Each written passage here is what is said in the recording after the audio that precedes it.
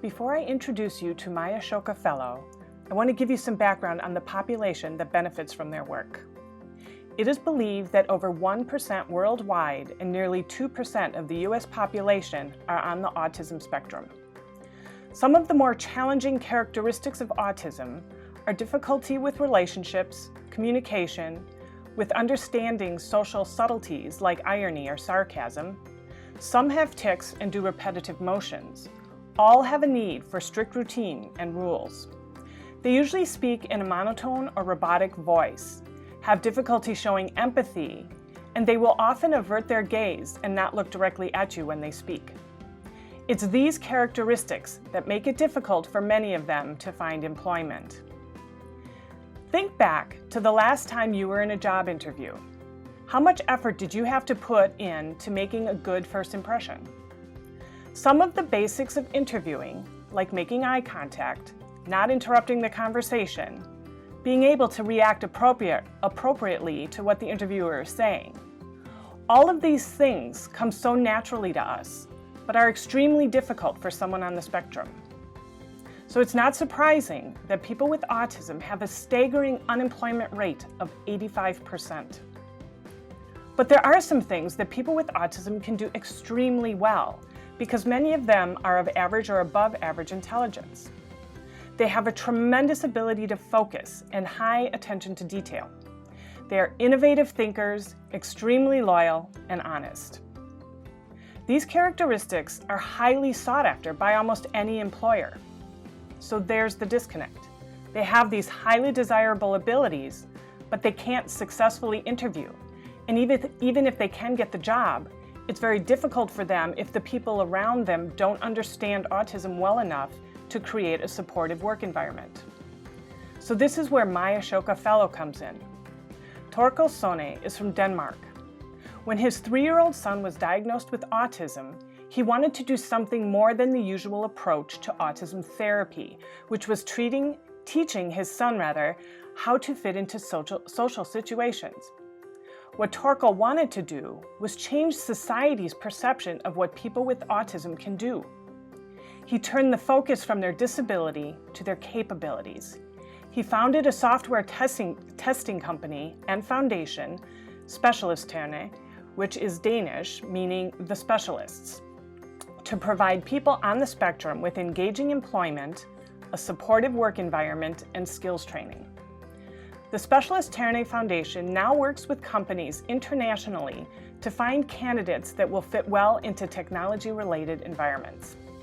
The foundation works with both the company and the candidate to make sure the work environment is such that a person with autism can be successful in it. So by flipping the narrative from people with autism can't do this, this, or that, to people with autism are really good at focus and detail, they just need to be communicated with very directly and clearly and have some environmental accommodations made, Thorkil is changing the lives and opportunities for many on the spectrum.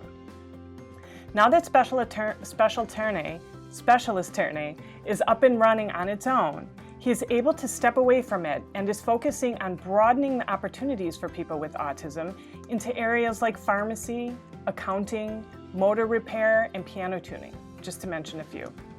He is looking at the possibility of having licensed franchises around the world to help expedite and spread this idea of bringing people with autism into the business world. Here's a short video that does a great job of telling their story. He graduated with electrical engineering from University of Colorado at Denver. I was working with a program called MEEP, Maxwell's Electromagnetic Equation Propagation, for simulating the propagation of microwaves through dielectric materials. I've been fearful to say in job interviews that I have autism because I'm afraid the employer will assume, well, I have a disability, I can't possibly do the job, and I'm afraid they dismiss me on the spot. So he comes back and he feels really positive about a lot of these interviews, but they don't work out. It's a matter of understanding. I guess you could say, don't judge a book by its cover. My life changed 12 years ago when my youngest son was 3 years old. We were told that he has autism.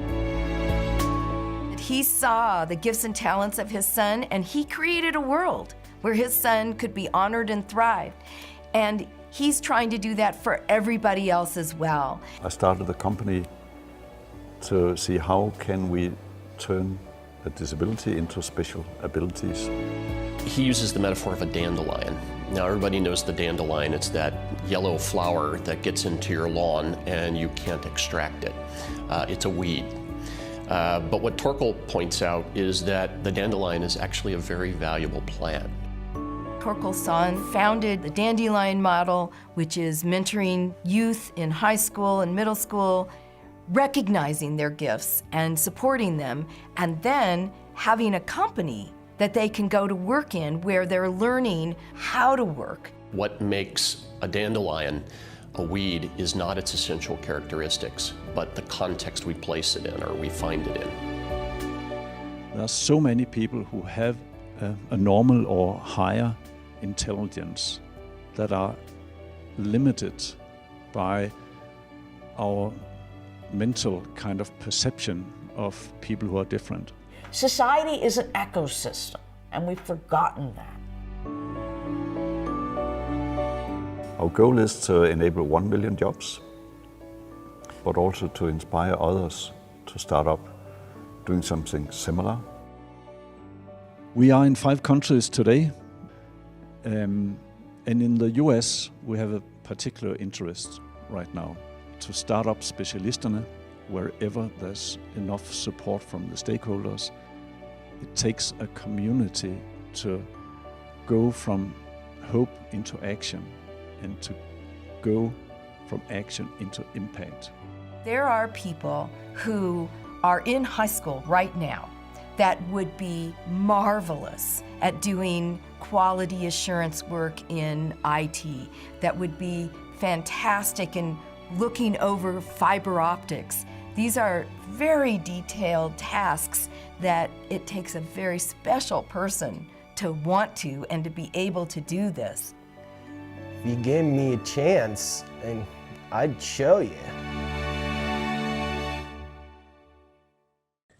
To further highlight just how much we benefit from their contributions, here are some famous people known or widely believed to have been or be on the autism spectrum.